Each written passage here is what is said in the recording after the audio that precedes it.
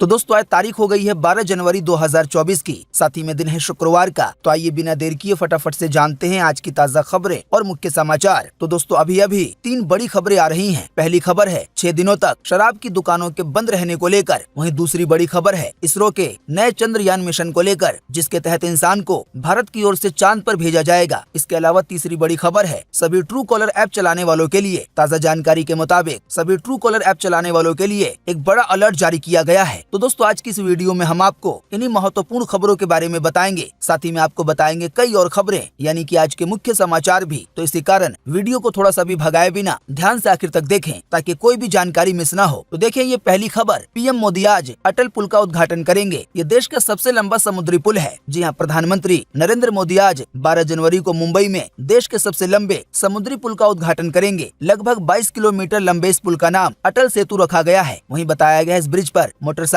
यानी कि दोपहिया वाहन या तिपहिया वाहन या ट्रैक्टर वगैरह को इस ब्रिज पे प्रवेश नहीं मिलेगा। वहीं बताया गया है इस पुल के जरिए सफर करने के लिए 250 रुपए का टोल टैक्स देना होगा। इस अटल सेतु की एक सबसे खास बात यह है कि इस पुल पर दोनों तरफ इमरजेंसी लेन भी है, यानी कि अगर किसी एम्बुलेंस को या दमकल केंद्र की गाड़ी को या पुलिस वगैरह को काफी तेजी में जाना हो तो इस पुल के जरिए सफर किया जा सकता है, क्योंकि इस पुल पर दोनों तरफ एक एक लेन इसी वजह से बनाई गई है। वहीं बताया गया है इस पुल के बन जाने की वजह से जिस सफर में पहले 2 घंटे का समय लगता था, अब वो दूरी केवल 20 मिनट में तय हो जाएगी। इसको बनाने में 17,843 करोड़ की लागत आई है, यानी कि लगभग 18,000 करोड़। देखिए अगली खबर, 50 साल तक बिना चार्ज किए चलेगी बैटरी, चाइना का बड़ा दावा। आइए बताएं अधिक जानकारी। जी हाँ, चीन की एक स्टार्टअप कंपनी ने नई तरह की बैटरी बनाने का दावा किया है। कंपनी का कहना है कि उनकी बैटरी 50 सालों तक चल सकती है और उसे आम बैटरियों की तरह हमेशा चार्जिंग या मेंटेनेंस करने की जरूरत नहीं होगी। चीन की इस कंपनी का नाम बीटा वोल्ट है। तो बीटा वोल्ट कंपनी ने कहा है कि उनकी कंपनी की बैटरी परमाणु ऊर्जा के लघुकरण को साकार करने वाली दुनिया की पहली बैटरी है, जिसमें 63 परमाणु आइसोटोप को एक सिक्के से भी छोटे मॉड्यूल में रखा गया है। इतनी छोटी बैटरी 100 माइक्रोवाट बिजली और 3 वोल्ट का वोल्टेज दे सकती है। हालांकि कंपनी का टारगेट है कि 2025 तक वो ऐसी बैटरी बनाए जो 1 वोल्ट की बिजली दे। वहीं बताया गया बीटा वोल्ट कंपनी आने वाले भविष्य को लेकर ऐसे मोबाइल फोन की कल्पना कर रही है जिसे कभी भी चार्ज करना नहीं पड़ेगा। वहीं ऐसी बैटरियों के जरिए ड्रोन हमेशा उड़ते रहेंगे या जिन चीजों में बैटरियां लगती हैं वो बिना चार्ज किए हमेशा चलती रहेंगी। वहीं बीटा वोल्ट कंपनी के मुताबिक उनकी बैटरी की एक और खासियत है कि उनकी बैटरियां आग नहीं पकड़ेंगी और न ही अचानक दब जाने की वजह से फटेंगी, ब्लास्ट होंगी। वहीं एक और खास बात यह है कि ये बैटरियां 60 डिग्री सेल्सियस से 120 डिग्री सेल्सियस में भी काम कर सकती हैं। दोस्तों आपको बता दें लगभग 100 डिग्री पर पानी उबलने लगता है, तो आप सोच सकते हैं यहाँ पर कितनी गर्मी की बात हो रही है। कुल मिलाकर आसान शब्दों में कहें तो अगर आने वाले दिनों में ये तकनीक पूरी तरह से कामयाब हो जाती है तो वो कल्पना, वो सपना साकार हो जाएगा कि आपको अपना फोन कभी भी चार्ज नहीं करना पड़ेगा। जब बैटरी को चार्ज नहीं करना होगा तो आप सोच सकते हैं तकनीक की दुनिया में कितना बड़ा बदलाव आएगा। अभी इस समय तो इसके बारे में कल्पना भी नहीं की जा सकती।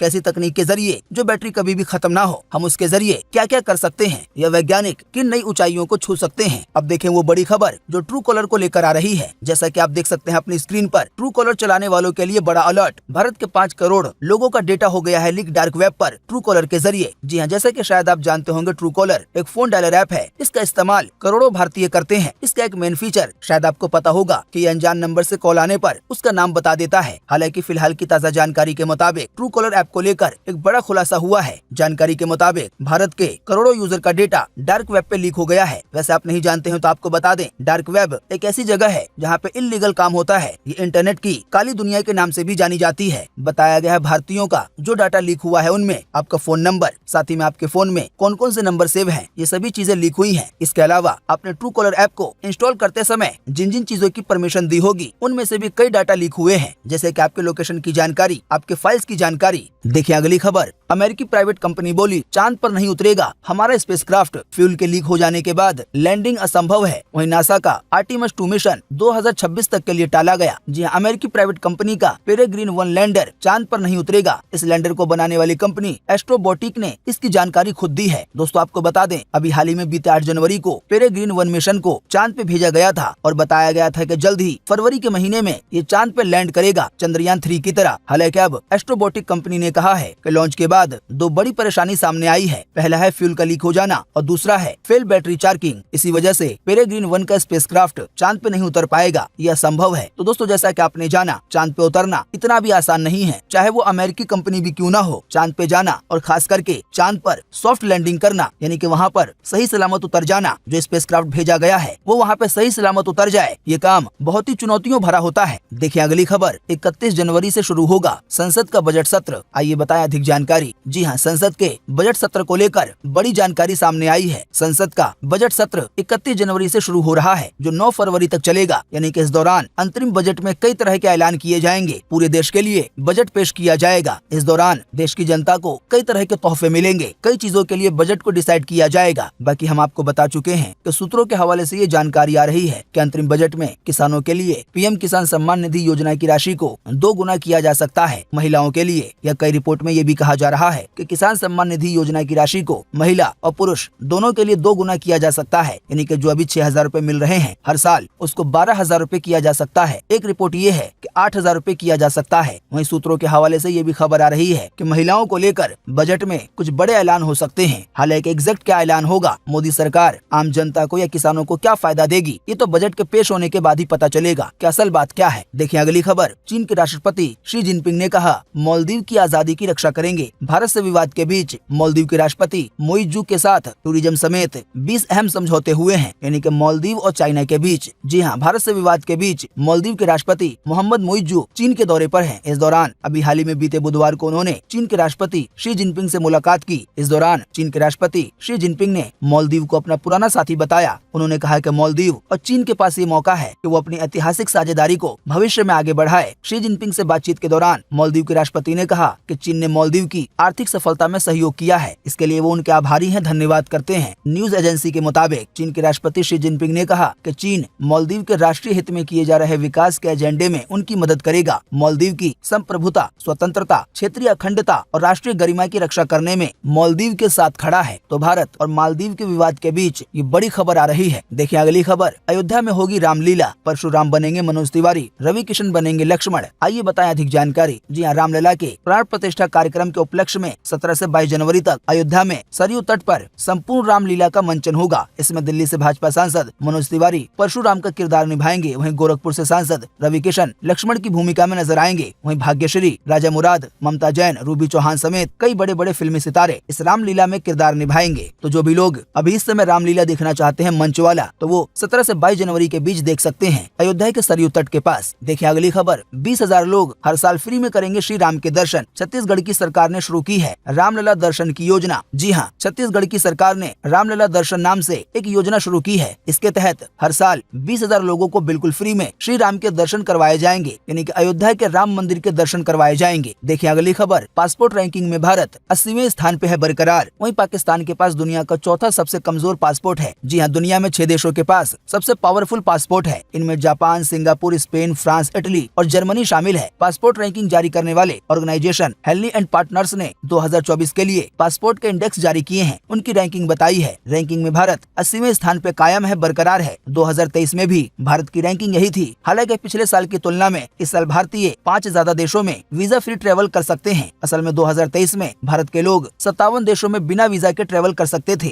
जबकि इस साल ये आंकड़ा बढ़कर 62 हो गया है। यानी कि भारतीय पासपोर्ट पर अब दुनिया के 62 देशों में बिना वीजा के ट्रेवल कर सकते हैं। वहीं अगर पाकिस्तान की बात की जाए तो पाकिस्तान के पासपोर्ट से केवल 34 देशों में वीजा फ्री ट्रेवल किया जा सकता है। यानी कि यह आंकड़ा पाकिस्तान के मामले में पासपोर्ट की रैंकिंग में आधा हो गया है। पाकिस्तान के पासपोर्ट की रैंकिंग 101 है, जो काफी खराब मानी जाती है। पाकिस्तान का पासपोर्ट पूरी दुनिया में चौथा सबसे कमजोर पासपोर्ट है। हालांकि दोस्तों आपको बता दें, अपने भारत का जो पासपोर्ट है तो वो 80वें स्थान पर होकर कोई ज्यादा मजबूत नहीं है। आप इस बात का भी ध्यान रखें। 80वें स्थान का मतलब ये है कि 79 देश पासपोर्ट की रैंकिंग के मामले में हमसे आगे हैं। देखिए अगली खबर, जिसका डर था वही हुआ। बीते दिसंबर के महीने में दुनिया भर में 10,000 से ज्यादा लोगों की जान गई कोरोना की वजह से। जी हाँ, बीते दिसंबर के महीने में कोरोना के कारण दुनिया भर में 10,000 लोगों की जान गई है। वहीं हजारों की संख्या में मामले सामने आए हैं। इन मौतों के आंकड़े में कुछ आंकड़े अपने देश के भी हैं, क्योंकि अपने देश में भी कोरोना के मामले बढ़ने शुरू हो गए हैं। साथ ही में कोरोना का जो नया वेरिएंट है JN.1, उसके भी मामले बढ़ रहे हैं। हालांकि अच्छी बात यह है कि अपने देश में जो मामले बढ़ रहे हैं तो उनका आंकड़ा एक ही जगह पर फिक्स है। यानी कि हर रोज 200, 300, 150 या 400, 500 मामले सामने आ रहे हैं। यह आंकड़ा इससे ज्यादा नहीं जा रहा है। इसी की वजह से कोरोना को लेकर शांति है। देखिए अगली खबर की, इंदौर ने लगातार 7वें साल जीता स्वच्छ भारत का अवार्ड। यानी कि सफाई के मामले में पूरे भारत में इंदौर सबसे आगे है। जी हाँ, इंदौर ने लगातार 7वीं बार स्वच्छ शहर का अवार्ड जीता है। यानी कि पूरे देश में सबसे साफ शहर इंदौर है, लगातार 7वें साल। आपको बता दें, इंदौर में साफ सफाई का बहुत ज्यादा ध्यान रखा जाता है। देखिए अगली खबर, पंजाब, यूपी, राजस्थान में कोल्ड डे का अलर्ट हुआ जारी। वहीं MP समेत 10 राज्यों में छाया कोहरा। जी हाँ, मध्य प्रदेश प्रदेश, छत्तीसगढ़ समेत उत्तर भारत के राज्यों में ठंड का असर बरकरार है। पंजाब, उत्तर प्रदेश और राजस्थान में आज गुरुवार को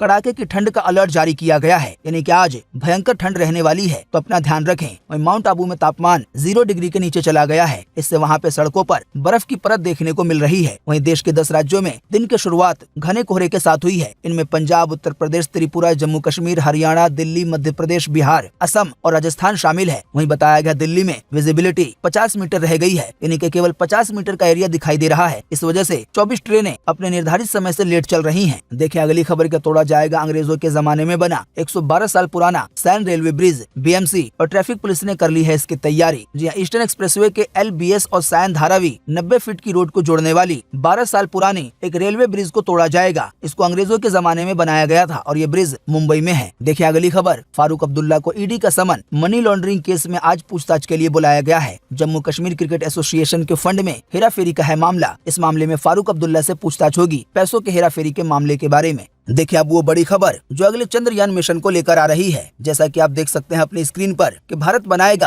अपना स्पेस स्टेशन, वहीं फिर इसके बाद इंसानों को चांद पर भेजेगा। इसरो के चीफ ने मिशन को लेकर तारीखों का भी ऐलान कर दिया है। आइए बताएं अधिक जानकारी। जी हाँ, भारतीय अंतरिक्ष अनुसंधान संगठन यानी कि इसरो के अध्यक्ष एस सोमनाथ ने अभी हाल ही में बीते गुरुवार को कहा है, मौजूदा क्षमताओं का इस्तेमाल करते हुए 2028 तक पहला भारतीय अंतरिक्ष स्टेशन बनाना चाहेगा। वहीं इसरो के प्रमुख सोमनाथ ने ये भी कहा है कि 2040 तक चंद्रमा पर भारत की मौजूदगी होगी, यानी कि 2040 तक भारत की ओर से इंसानों को चांद पे भेजा जाएगा। हालांकि इससे पहले 2028 तक स्पेस स्टेशन बनाने का काम किया जाएगा। वैसे दोस्तों आप नहीं जानते हैं तो आपको बता दें, अभी इस समय स्पेस में केवल 2 स्पेस स्टेशन है। एक है अंतर्राष्ट्रीय जिसको कई देशों ने मिलकर बनाया है और एक है चाइना का और तीसरा अपने भारत का हो सकता है। तो ये एक बहुत बड़ी कामयाबी होगी। वैसे आप नहीं जानते तो आपको ये भी बता दें कि स्पेस स्टेशन के जरिए अंतरिक्ष में क्या हो रहा है, इन सभी चीजों पे नजर रखी जाती है। इसके अलावा नए नए अध्ययन, नई नई रिसर्च की जाती है। अब देखें वो खबर जो 6 दिनों के लिए शराब की दुकान के बंद रहने को लेकर आई है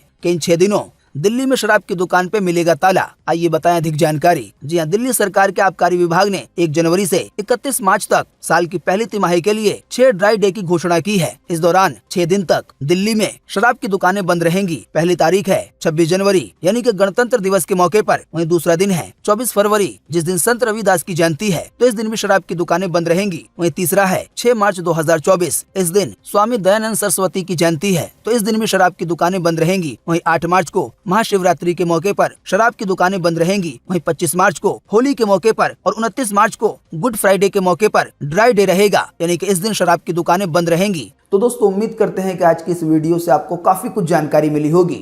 हम बस इसके बदले में आपसे इतना ही चाहते हैं कि आप इस वीडियो को लाइक कर दें और शेयर कर दें, क्योंकि आपका लाइक और शेयर करना ही होता है हमारी मेहनत का फल।